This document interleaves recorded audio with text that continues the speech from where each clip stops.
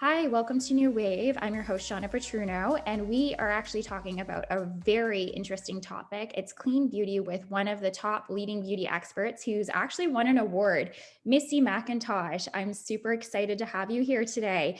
Can you tell me a little bit about what clean beauty means? Yeah, I certainly can. I just want to say thank you so much for having me. This is so exciting. So, to us, clean beauty is so much more than just non-toxic ingredients. It's kind of a whitewash word or a greenwash word that's being used a lot right now, and there's a lot of confusion for the consumers as well as makeup artists. So, for us, we're really big on educating on for what that truly means. So, we created a really easy way to remember it. So, we call it TESS, which stands for TESSS. So transparency, ethics, sourcing, safety, and sustainability. To us, that's the full circle of what a true clean beauty brand is. There's a lot of talks about talc right now and the dirty dozen and all of those things, but no one's really talking about where these ingredients are being sourced, because unfortunately, mica has been known to be sourced by children in India, which if you watch Refinery 29 on YouTube, there's a great documentary on that as well. The Toxic Beauty documentary you can stream for free on CBC, and there's Broken on Netflix as well, which goes into the counterfeit side of products. It's just a really crazy self-regulated industry that hasn't been updated since 1948. And it allows a large loopholes for companies to be quite shady, is what I say. That's what I call it. And now we're really starting to see the change happen. I was introduced to clean beauty back in 2016. Being a professional makeup artist, I have a background with Makeup Forever. So when I was hired to do a campaign for a company called Portia Ella, using all clean Canadian-made beauty products, I had no idea what that was. And they really helped educate me, and my blinders were removed of the self-regulated industry. And once you kind of go down that rabbit hole, you can't really unsee it. So then going into like how these products also hold up to us professional makeup artists, it's one of those things where people kind of skeptical with switching over to clean because it just doesn't perform like mainstream. It's just like when you go vegan or change up your diet or exercise or anything like that, there's going to be a bit of a learning curve. But yeah, so clean beauty is so much more than just vegan. I know down in the US it's just starting to get talked about.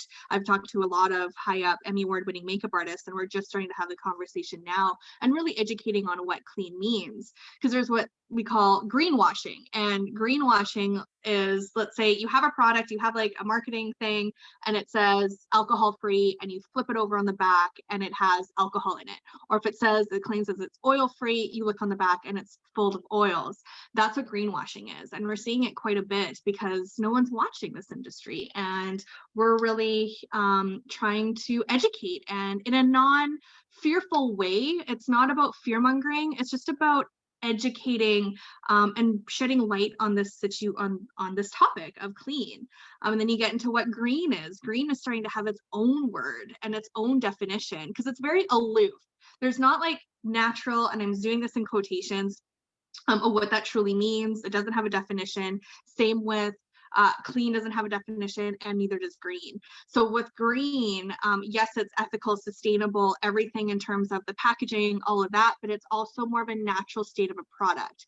So something like coconut oil per se, like it's more of a natural organic state, where clean is non-toxic. It can be made in a lab with naturally derived products, but it's not something that's coming from the earth and you're putting it into a cosmetic product or skincare, that sort of a thing. This is so fascinating because I've heard of, like, I've been in the beauty industry for about 10 years myself. And I know that there's stardusting that happens with products. There's all these crazy things that they do, and the consumer has no clue. So you can say organic, like I've heard of labels saying organic, and then they're not organic. They can have like one or two ingredients in them. So what exactly was your breaking point where you're like, this is a problem, I want to shift and really educate the public on what this is and why? Yeah, I saw a lot of false information or misleading information out there through blogs, and just having the daily conversation with my clients and customers at the same time. And the number one question I get is, what do you mean by clean? Like, what does that mean? So, and no other company or brand out there is talking about what that means. Even if they have a clean company or a clean brand, they're not actually educating on what that means. Because who knows, maybe they aren't 100% sure of what it means. And for us, we're really big on education and explaining this is what we think a true clean beauty brand is. They're transparent on where they're sourcing their products. They're transparent on their ingredients. They're transparent on where they're made. Transparent every way, which way that they can, because that goes into the ethics behind the company. That goes into the sourcing. How's it being sourced? Is it fair trade? All of that. Then to safety. Not only is it safely mined, is it safely being made, but are these ingredients safe to be used on the skin on a daily basis? Because it only takes 28 seconds for a toxic ingredient to hit our bloodstream. And yes, our body is really good at getting rid of those toxins. However, we've been marinating our body in these products when we were in the womb and then outside of the womb. So and our body just is like, I'm done, like I'm tapping out. And that's how a lot of reactions start happening. And I've seen it like with women getting into their mid 40s, 50s, they're like, I can't wear this. I can't use these products anymore. My skin is just reacting to it. And that's because they're not good products for the skin. And your body is just like, I'm done. So, and then it goes into sustainability. Are these ingredients not only safe for our skin, but when we wash them away, are we putting toxins back into our environment? Also down to the packaging.